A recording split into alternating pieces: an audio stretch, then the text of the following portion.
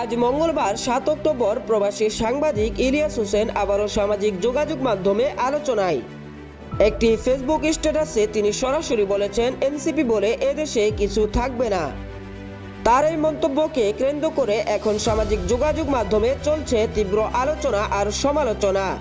তিনি দাবি করেন, এনসিপির সমর্থকরা সর্বোচ্চ বিকাশ পার্টির মতো সীমিত রাজনৈতিক পরিসরে থেকে যাবে। ইলিয়াস হোসেন তার স্ট্যাটাসে সরাসরি লিখেছেন, আমি তো ৫ তারিখেই বলেছিলাম আপনারা আসল কাজ বাদ দিয়ে ধান্দাবাজিতে নেমে গিয়েছিলেন, এখন কাঁদেন কেন? তিনি দাবি করেন, এনসিপি সমর্থিত কিছু নেতা ও উপদেষ্টা নাকি ব্যক্তিগত সুবিধা নেওয়া বা বিদেশে টাকা পাচারের সঙ্গে জড়িত।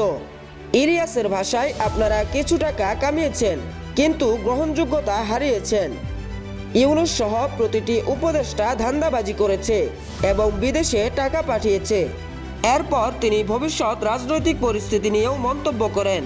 ইলিয়াস বলেন, এনসিপি বলে এদেশে কিছু থাকবে না, সর্বোচ্চ বিকাশ পার্টির মতো কিছু একটা হতে পারবেন।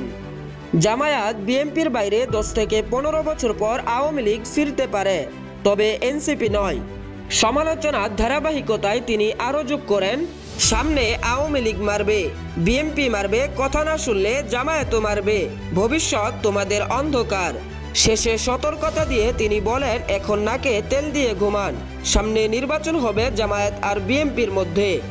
তার এই মন্তব্য ঘিরে সামাজিক যোগাযোগ মাধ্যমে চলছে তীব্র আলোচনা আর মিশ্র প্রতিক্রিয়া।